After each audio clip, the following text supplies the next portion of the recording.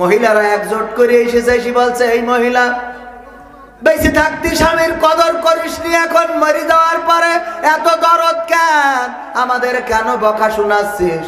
বলতেছে, আরে না, দরদের জন্য বাতাস দিচ্ছি নে, হুজুরদের মুখে শুনেছি যে কবরের মাটি না শুকলি আর এক ঘরে নিকেতে বসা যায় না,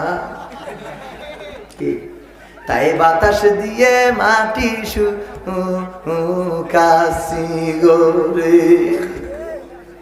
মাটি শুকাই না দরদ। ও আমার ভাইরা, স্ত্রীও পর হয়ে যাবে, অন্যের ঘরে সংসার করবে।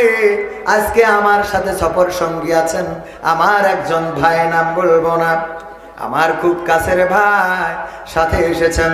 কয়দিন আগেও উনার শালক, উনার একটা শালা ক্যান্সার আক্রান্ত ছিল, চিকিৎসার জন্য অনেক কষ্ট করা হয়েছে।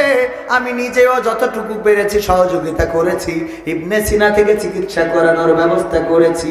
এই স্ত্রী স্বামী মারা যাওয়ার পরে 1 মাস, 1.5 মাস, 2 মাস না জাতি আবার আর একজনের সাথে নিকেতে বইয়েছে। শুধু বসেই নাই, আজকে বলল নিজের সন্তানটাকেও আর এখন খোঁজ খবর নেয় না। 15 দিন হয়ে গেল সন্তানটা তার দাদার বাড়িতে রয়েছে। আর লোক মুখে শুনেছে যে স্বামীর সাথে নিকে বসেছে, ওই স্বামীর একটা সন্তান আছে আগের পক্ষের, সেই সন্তানের গালে ভাত তুলে খাওয়াই রে। নিজের সন্তানের খবর নেয় না, স্বামীর আর এক নেটওয়ার্কের সন্তান সেইটার গালে তুলে খাওয়ায়। তার কারণটা কি? কারণ যেখানে টাওয়ার পাবে সেখানে যে কল ধরাবে। কথা কয় না? যেখানে টাওয়ার পাবে সেখানেই কল। কার জন্য আপনি খাচ্ছেন? কোন স্ত্রীর জন্য আপনি অন্যায় করেছেন? কোন স্ত্রীর জন্য আপনি 3 পিস কিনছেন? তাই বলে আবার কিনা বন্ধ করে দিয়েন না। মা বোনেরা আবার কেবেন, দেখবো আমাকে আজকে তেজ মেরে দিলেন। 3 পিস কিনবেন, শাড়ি কিনবেন, সায়া ব্লাউজ কুচকুচ যা মনে চাই সব কেনেন, কিন্তু কিনার মধ্য দিয়ে যেন মহান রবকে কখনো ভুলে যাবেন না। রাজি আছে? ওয়াইজা কুরিয়াল কুরআনু ফাসতামিউ লাহু ওয়া আনসিতু লাআল্লাকুম তুরহামুন।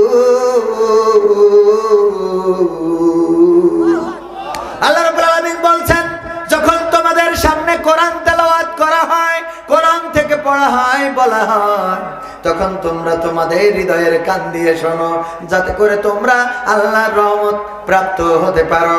যুবক নামের বোঝা হয়ে এই ধরাতে, যেখানে মা বোনেরা ধর্ষিতা হয় দিনে রাতে, যৌবনের সার্থকতা ঘুচিবে সকল ব্যথা, যৌবনের সার্থকতা ঘুচিবে সকল ব্যথা।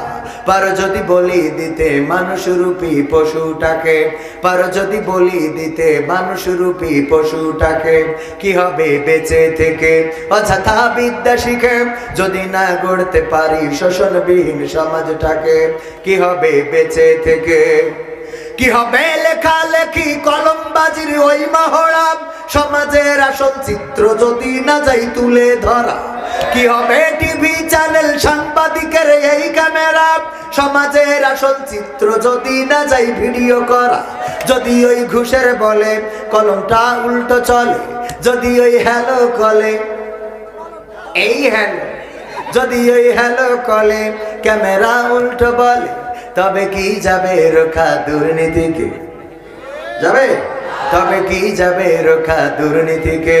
কি হবে বেঁচে থেকে অযথা বিদ্যা শিখে, যদি না গড়তে পারি শোষণবিহীন সমাজটাকে? কি হবে বেঁচে থেকে? কি হবে নামাজ রোজা ইমানদারির বড়াই করে, যদি ওই খোদার কোরআন নর্দমাতে থাকে পড়ে? কি হবে নামাজ রোজা ইমানদারির বড়াই করে, যদি ওই খোদার কোরআন নর্দমাতে থাকে পড়ে? মসজিদের কোণে বসে জিকির যত করো কষি, মসজিদের কোণে বসে তসবিহ যত টানো ঠেসি, এভাবে যাই না পাওয়া আল্লাহকে? যাবে? এভাবে যায় না পাওয়া আল্লাহকে।